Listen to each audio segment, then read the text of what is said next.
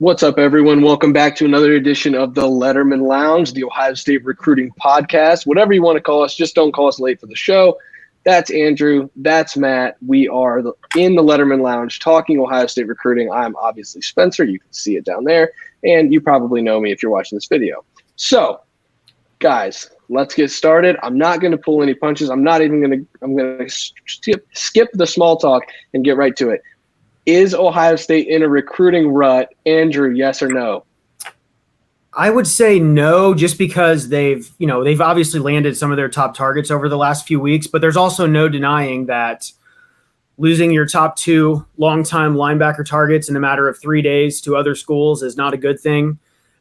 Trending in the wrong direction on some other recruitments as well. So it's not the it hasn't been the best couple days on the Ohio State recruiting front. Let's just put it that way, I guess.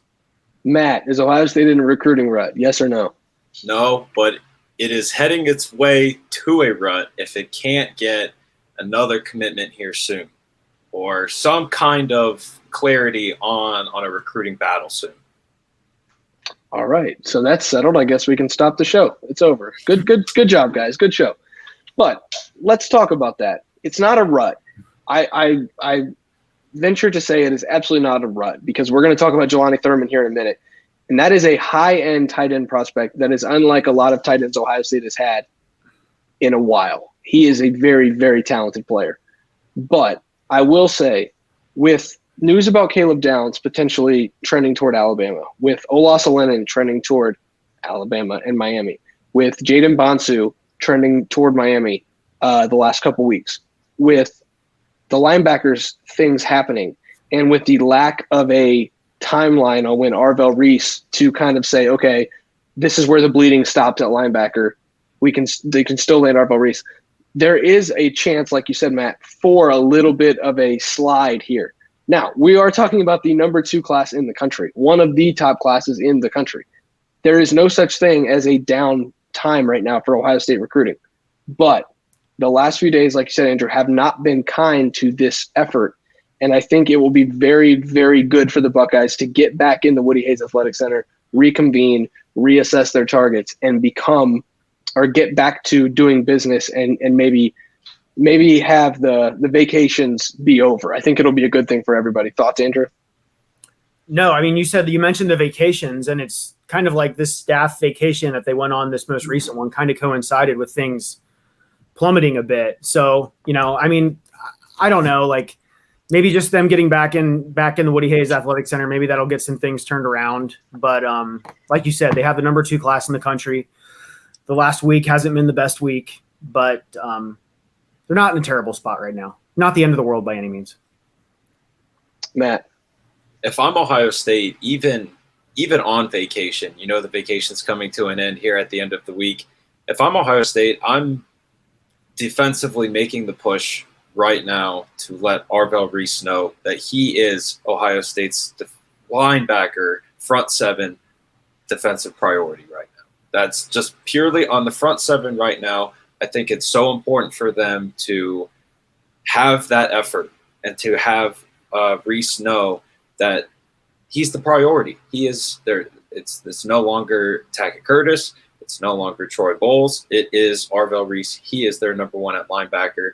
And I think having him know that he is the number 1 priority could speed things up and stop the potential bleeding, if you will, from happening. If you want to look at some positives for Ohio State, Jaden Bonsu could be delaying his decision, according to some people out there on the internet. John Walker will be announcing, I believe, July 28th. That is a battle I could definitely see Ohio State winning. I'm not going to put an RPM in quite yet, but I do feel like Ohio State's in a pretty good spot right now. I know there's a lot of scuttlebutt out there about maybe staying closer to home and what maybe some family wants from him, but I think the decision from him could be good news for the Buckeyes. And then Caleb Downs is supposed to make his decision at the end of July. And we don't have this on the rundown, but I think this is where we should go even before Jelani Thurman, because Thurman is a big target and I understand that. But guys, it's kind of weird. We talk about Caleb Downs every episode, and I know Andrew absolutely loves that we get to do that. But the fact that these Alabama predictions have come in the last 2 weeks, But every time he's talked about, there's but watch out for Ohio State, but make sure you don't count out Ohio State. I'm not going to discount anyone else's reporting. That's not what I'm here to do. But I also learned from somebody who's really good at this whole recruiting thing. And I've been taught to read a lot of tea leaves. And if Ohio State is still in this battle right now, and he's going to make a decision at the end of July, and the people I've talked to tell me not to count out Ohio State either, who are at Ohio State, I still think Ohio State is in a very good spot for Caleb Downs. And that's weird to say considering the weight that people who have put predictions into Alabama carry. I'm not going to back away from my Ohio State prediction because I think that Caleb Downs will ultimately end up at Ohio State. I want to get your thoughts on this because Ohio State continues to come up in that recruitment despite the momentum to Alabama. I'm just not really buying it as much as everybody else is. I'm with you on that. Like, I don't think this is a done deal either way. I mean, for the longest time, I thought the kid was going to Georgia. It sure seems like Georgia is running third in that race right now. I will say Alabama got kind of a shock the recruiting world commitment the other day with Justice Haynes, the Georgia legacy, committing to Alabama. And he's pretty tight with Caleb Downs too. So I don't really like that. But, I mean, Ohio State's not going to go down without a fight on this one. And I don't think all hope is lost there by any means. Also, if you're someone that, like me, who likes to look into what these kids are posting, what they're retweeting, what they're liking, so on and so forth, you do a quick dive, and the Alabama fans that are coming out and saying, "Oh, Caleb Downs, he's going to Bama, going to be part of the Crimson Tide." Ohio State fans will come right back and they'll say something, and Downs retweets it. So take that for what it's worth, which is probably not a whole lot, but he doesn't have to do that. He doesn't have to do that. And Matt, I don't mean to cut you off, but he also doesn't really talk a lot. So when he does say something, you kind of have to read into it a little bit. And so, I think I'm with you there. I don't think this is a done deal at all. What is a done deal, and I think we can move on from there, what is a done deal is Jelani Thurman committing to Ohio State, another Georgia prospect, one of the top, I think 11. I think he's the number 11 player in Georgia, maybe in the top 10. This is a big gift for the Buckeyes. I don't want to discount it at all, given that it's a tight end in Ohio State. I know everybody, they don't throw to the tight ends. I understand that. But to have Ty Lockwood and to have Jelani Thurman in the class along with these receivers, you're continuing to see Ohio State stack up weapons that are unguardable. Because if you try to guard some, like this year, if you try to guard Jackson Smith and Jigba with two guys, good luck, because there's other guys that are going to burn you, including the tight ends that haven't proven themselves yet, and Travion Henderson out of the backfield. Well, this 23 class is looking like it's setting up for the same thing. Mark Fletcher's going to be able to punch you in the mouth with his running style. And then if you try to defend that, then they're going to hit you over the top with these incredible 23 receivers. And then if you try to defend that, they can go over the middle to Jelani Thurman or to Ty Lockwood. Those guys are big-bodied.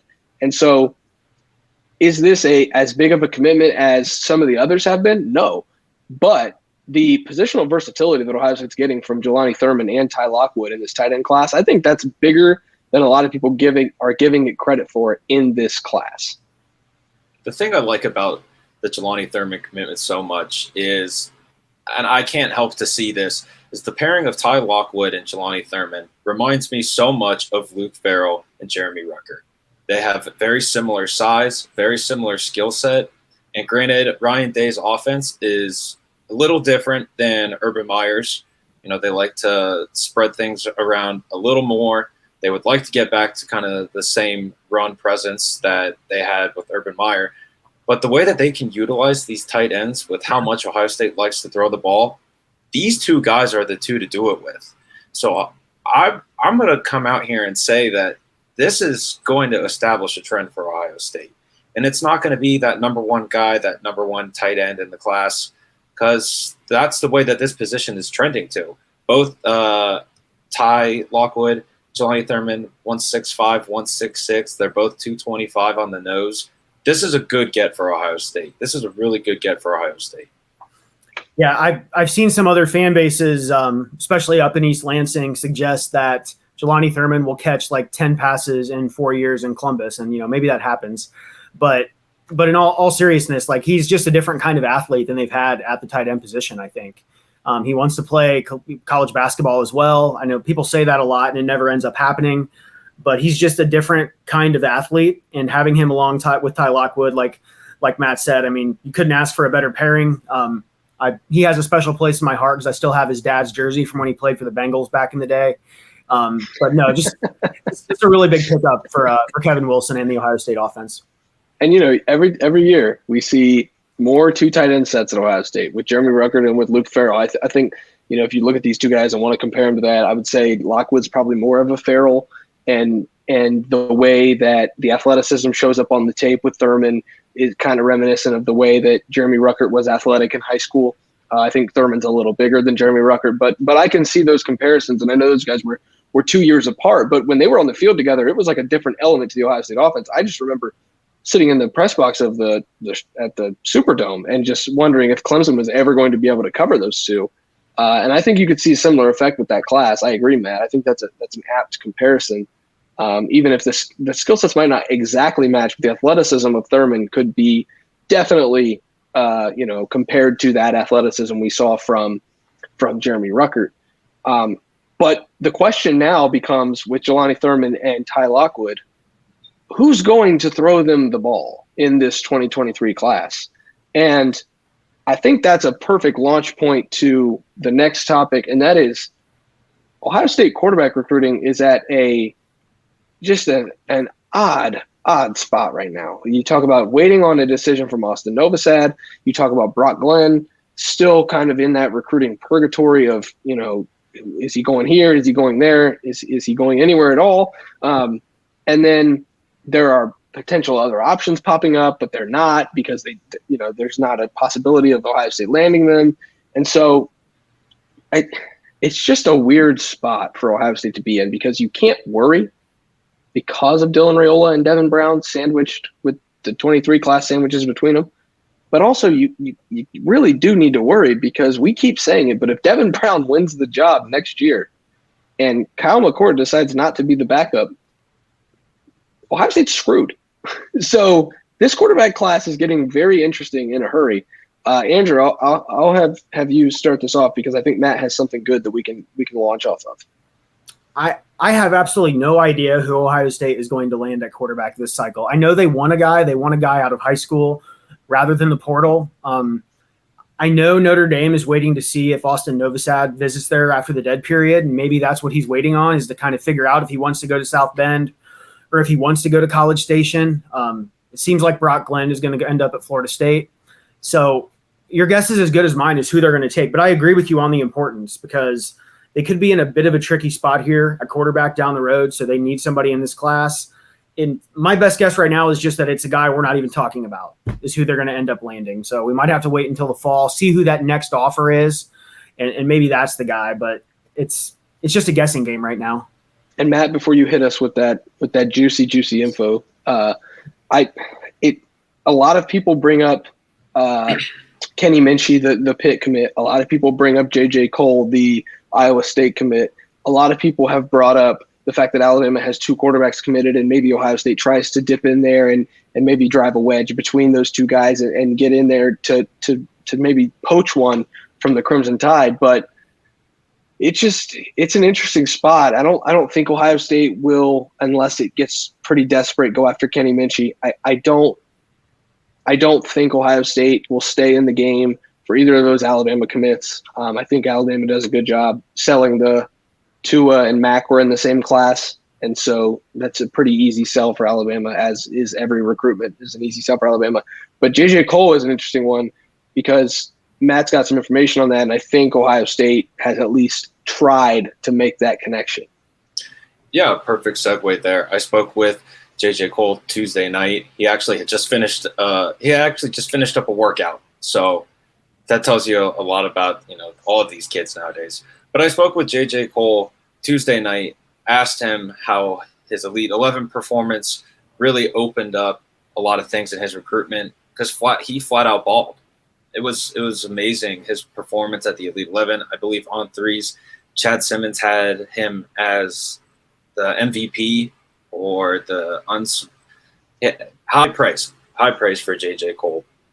So I asked him about what the performance did for his recruiting, if teams had reached out to him, and he told me that a couple of teams had, but he told him no, that he is really committed to Matt Campbell and Iowa State and what's going on in Ames, I pressed a little bit. I had to ask the question, was Ohio State one of those teams that had reached out after his performance? And he said, yeah. So it's going to be a hard sell for, which I never thought I would ever hear or say that about Ohio State and its quarterback room. But that's going to be a hard sell to someone. And we don't know who it is. I don't think Ohio State knows who it is either. But that's going to be a hard sell because you had mentioned earlier being sandwiched between the 22s and 21 with Kyle McCord, Dylan Raiola coming up in 24. That 23 hole is such a tough spot. It's such a tough sell with that crowded Ohio State room right now. So to whoever it is, good luck. But it's difficult. I think Ohio State, and I don't want to say this as a knock on the plan because Ohio State did have a plan. Ohio State was slated to host Brock Glenn, and he didn't make the trip, and they still offered. Austin Novosad made the trip the first day of June, and Ohio State offered. And it seemed like Ohio State kind of just locked in on Austin Novosad from that point. And I understand why they would do that, but also there's a risk there with a guy who's already committed, who's waiting on a Texas A&M offer, who knows he's going to do well wherever he goes. For Ohio State to just lock in on that and not look for options, but almost, hey, host him a couple weeks later and then host Brock Glenn a week later. And there was nobody really that stood out ever past Novosad in the 23 class at quarterback at June camps and recruiting camps. And I watched all of them, and there was not a 23 guy there that really wowed anybody except for Austin Novosad. Ohio State kind of put themselves in a little bit of a weird spot by locking in on Novosad so early in June and not maybe extending the invite to other quarterbacks to come up and camp and maybe see what was going on. But it's just a weird spot, Andrew, and I don't know exactly where Ohio State turns. And I don't want to keep beating this dead horse, but it's the position of need in this class, and it's the position that is the height of college football right now. So it's just you have to talk about. Yeah, I mean, we know Dylan Raiola is coming in 2024. We know a guy like Ryan Montgomery and a couple others they've offered for 2025, and maybe somebody in the state of Ohio will kind of blow up this fall or something like that. Maybe I don't know. It doesn't seem like it's anything that's going to be done here in the next month or two, unless Austin Novosad picks Ohio State. But I mean, at this point, I think we would all agree that seems probably unlikely. It's fun right now because you have all the speculation about 2023 quarterbacks. You get to talk about Dylan Raiola being the chosen one basically in 2024. And then 2025, it's Ryan Montgomery and it's Colin Hurley. Both kids, love talking to the media. They don't mind giving opinions to us. They don't shy away from the limelight, and they both are going to battle to maybe be Ryan Day's quarterback in 25. So you can see the path there for all of this, but then there's that cloud in 23. It's such an interesting spot to be in right now. The Buckeyes are also in an interesting spot. I'm going to transition away from quarterback to the guy who might be blocking for whoever's playing quarterback at the left tackle. The Buckeyes are in an interesting spot right now for Olasa Lennon, the tackle prospect from Connecticut. I don't think this is going the way Ohio State wants it to go, but I also know that don't leave Ohio State out of the battle, and it's going to be a battle until the end, is indicative of what I've been hearing the entire time from sources inside the Woody Hayes Athletic Center. They're still pushing. They're still talking to him. They're not giving up on this. They still believe they have a chance, but it looks like it's starting to become a slimmer chance than maybe right after that visit. Yeah, I mean, it's never a good thing when it seems like it's a back and forth between two schools and your school is not one of them. So, I mean, it seems like it's Alabama or it's Miami. And, I mean, Spencer, you said Ohio State's in an interesting spot. I think they're just in a bad spot. I mean, it does not seem like they're well positioned with that one at all right now. I think a month ago we all probably would have maybe penciled him into our mock classes, but you can't say the same here today. And much like its linebacker board, if things don't go Justin Fry and Ohio State's way on Friday, July 22nd, I believe that's Olas's announcement date. That's the day he plans to do it. If things don't go that way for Ohio State, much like the linebackers, it's got to be back to the drawing board. And and it has to be as soon as that tweet gets sent out or Instagram post or however he decides to announce his commitment. If it doesn't go Ohio State's way, that has to be right on it, onto whoever's going to be next to fill out that offensive line board. Yeah, and I think one of the things, one of Ohio State's maybe saving grace here could be that Alabama already has a tackle committed from the top 10 in the class. Miami already has Francis Malgoa. I don't want to butcher the name, but I was close enough. And Samson Okunlola is starting to trend toward Miami as well. So maybe there's a sliver of hope there to keep the Canes at bay when you're talking about keeping Miami out of it. But then recruiting against Alabama at tackle is a tall task. And I understand that like I said, Alabama has Wilkins Fromby committed in the class, but he's an in-state guy who Alabama was going to get regardless. And then Alabama gets to spread its net and decide who it wants. And if it wants Olaus-Alinen, it's going to be hard for the Buckeyes to go up against that. I do think, though, and this is just me looking at options for Ohio State past the obvious ones that we've been talking about for months. Ohio State has interest in Monroe Freely. He's from South Carolina. He's trending either Clemson, Notre Dame right now in that battle. I know Justin Fry has had contact before with a tackle from St. John Bosco out in California, Raymond Pulido, just because he's got a UCLA offer. He's from Southern California. That's a connection I'm sure Justin Fry could make if he needed to. And Ohio State has Miles Walker in this class. And I know it sounds like I have scarlet-colored glasses on, but from everything I have been told by people inside the Woody Hayes Athletic Center, they believe that Miles Walker is much better than his ranking suggests. And the fact that he's up in the Northeast probably hurts him a lot in these rankings. And the fact that he is a late bloomer in this recruiting process hurts him. But I would not be surprised to see him rise up the rankings and end up a little higher than Ohio State fans kind of think of him right now. And so there is a little bit of that hope, given that Luke Montgomery is a tackle and Miles Walker is a tackle they're very excited about, and they're very excited to watch what Luke Montgomery can do at tackle too. You now have two tackles to be pretty excited about, and I know that doesn't round out a class. You still need another one. But I really don't think Ohio State is in as bad of a spot right now at tackle in general as maybe some people might think it is. Andrew, thoughts? I mean, how awesome would it be if every cycle there was like a Paris Johnson Jr. in the state of Ohio? Wouldn't that just be – it just seems like these offensive tackles that are like legit offensive tackles grow in the swamps of Louisiana and in the state of Florida. It's just never easy to get those guys. I agree, Luke Montgomery, tackle, Miles Walker, tackle, maybe not a complete project, but he's not probably a guy that's going to come in right away by any means. They need another pure tackle in the class. And like we've said with quarterback, maybe it's just somebody we're not talking much about right now. Maybe it's one of those guys that from out west that Justin Fry was recruiting previously when he was at UCLA. But I agree, it's not the worst situation. But they definitely need to add another guy between now and February.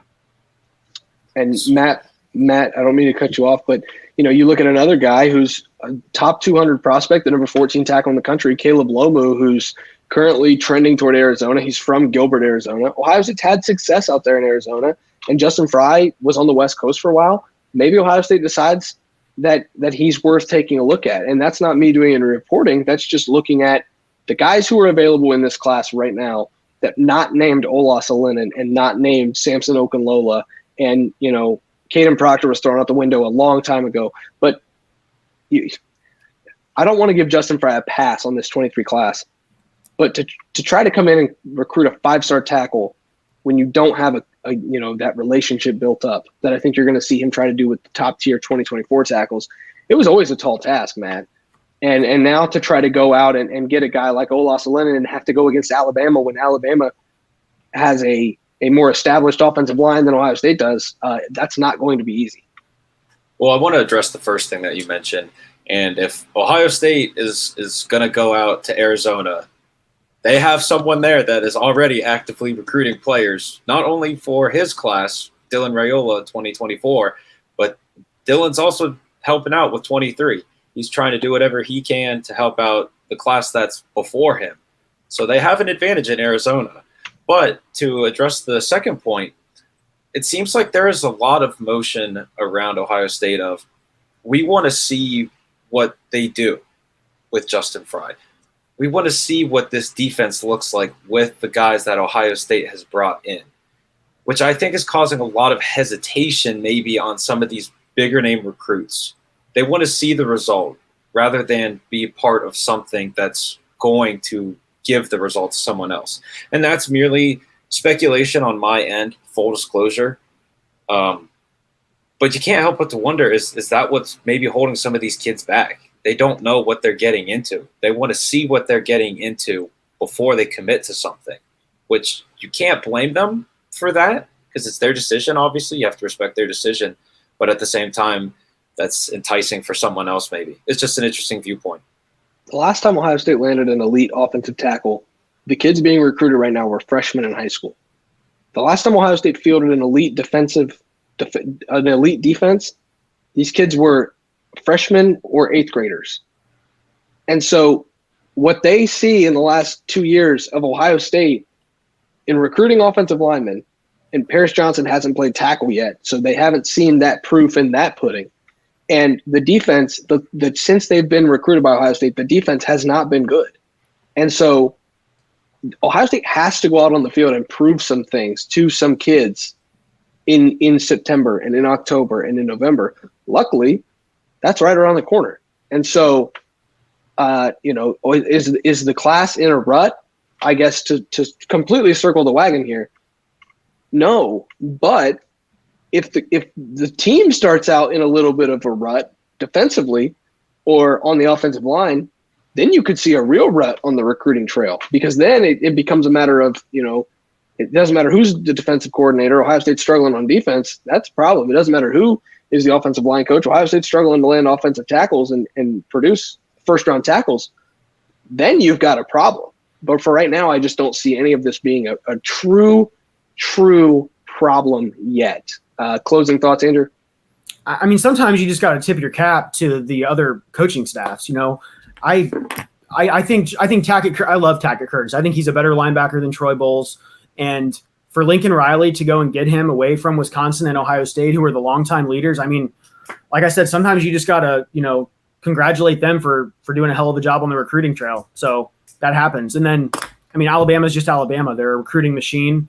None of us should have been surprised that Justice Haynes committed to Alabama, but it was a little bit out of nowhere, but still it's Nick Saban. But, maybe Ohio State can get Desmond Umeozulu, I can never say his name right, here in the next few weeks. John Walker, they got time to kind of switch the momentum back in their direction. Desmond Umeozulu, big time announcement coming soon, according to his Twitter. Like a top 20 or something, probably. Big time announcement coming is what he said. But big time announcement coming soon. You never know what you're going to get. It's like a box of chocolates. You never know. I live on Twitter, man. I do. I really do. But my closing thoughts in the whole is Ohio State in a rut. Like I said at the beginning, not yet. They're not in a rut, but the way things are trending, they have all the potential in the world to get there. They also have all the potential in the world to not get there. They're in a dead period right now. And let's not forget how this month started for Ohio State. They picked up Jason Moore. They picked up Miles Walker. At the tail end of the month, they had another weapon in Jelani Thurman. It's not bad. It's not the world. The sky is not falling. Not yet. Not yet. And with those three receivers, with those cornerbacks, with the couple safeties they have, the potential to add more guys, this class is shaping up. You land Desmond Umeozulu. You land Caleb Downs in a little bit of a stunner across the country. You land John Walker, and you get a couple linebackers like Arvell Reese. You're in contention right away with maybe another tackle. You're in contention for the number one class in the country according to On3, because of the way On3 scores their classes.